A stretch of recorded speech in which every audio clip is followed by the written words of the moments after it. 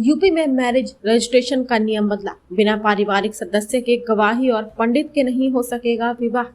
गोरखपुर में marriage registration के नाम पर हो रहे फर्जीवाड़े पर लगाम लगाने के लिए सरकार ने मैरिज रजिस्ट्रेशन के नियम में शनिवार 7 जून से बदलाव कर दिया है। यूपी में मैरिज रजिस्ट्रेशन का नियम क्या क्या है? सहायक महानिरीक्षक निबंध संजय कुमार दुबे ने बताया कि मैरिज रजिस्ट्रेशन के नियम में बदलाव करते हुए सरकार ने 2 प्रकार से नियम बताए हैं। अगर बिना परिवार की मर्जी की मैरिज रजिस्ट्रेशन हो रहा है तो उसके लिए पुरोहित की गवाही जरूरी है। अगर परिवार की मर्जी से विवाह हो रहा है तो परिवार के एक सदस्य की गवाही जरूरी है। इसके साथ ही नोटरी एफिडेविट और जन्म प्रमाण के लिए हाई स्कूल मार्कशीट, सीएमओ द्वारा जारी जन्म प्रमाण पत्र, नगर निगम नगर पंचायत द्वारा जारी जन्म प्रमाण पत्र के आधार पर ही मैरिज रजिस्ट्रेशन होगा।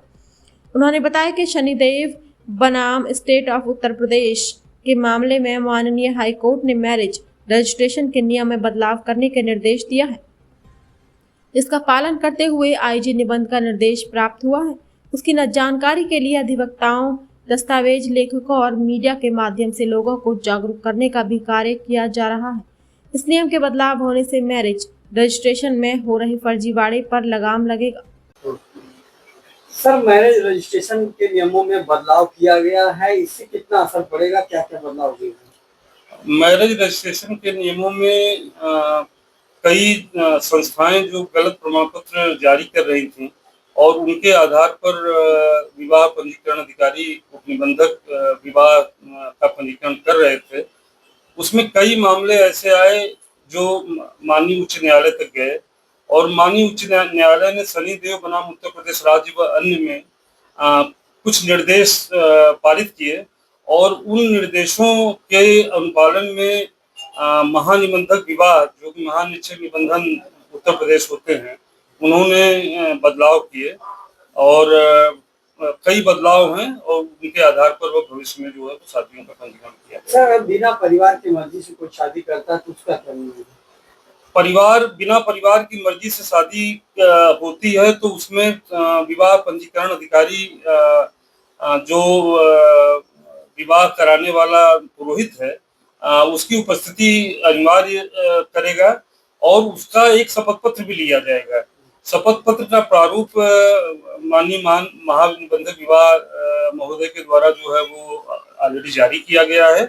उस पे जो है वो विवाह पंजीकरण अधिकारी के समक्ष शपथ पत्र प्रस्तुत किया जाएगा। परिवार की मर्जी से तो परिवार की मर्जी से होगी तो इसकी संतुष्टि जो है विवाह पंजीकरण अधिकारी करेगा और उसको अगर ये संतुष्ट हो जाता है कि नहीं परिवार के सदस्य उसमें उपस्थित हैं और परिवार के सदस्यों की परिभाषा में माता पिता, दादा दादी, नाना नानी और पुत्र पुत्री ये आते हैं और अगर इनकी उपस्थिति में विवाह संपन्न कराया गया है तो वो संतुष्ट होगा कि ये वो उपस्थित थे।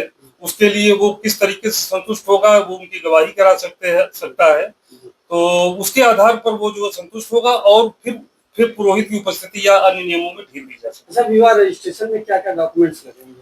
विवाह के रजिस्ट्रेशन में एज के प्रमाण पत्र में मार्कशीट या जन्म मृत्यु पंजीकरण अधिकारी का प्रमाण पत्र और अगर इन दोनों से भी उपनिबंधक यह सहमत नहीं होता है, उसको लगता है कि जो ब्राइड और ब्राइडग्रूम्स में उपस्थित हैं वो नाबालिग हो सकते हैं तो वो सीएमओ के द्वारा प्रमाण पत्र प्राप्त कर सकता है। अच्छा, नियम में बदलाव होने से कितना फर्जीवाड़े पर रोक लगेगा सर?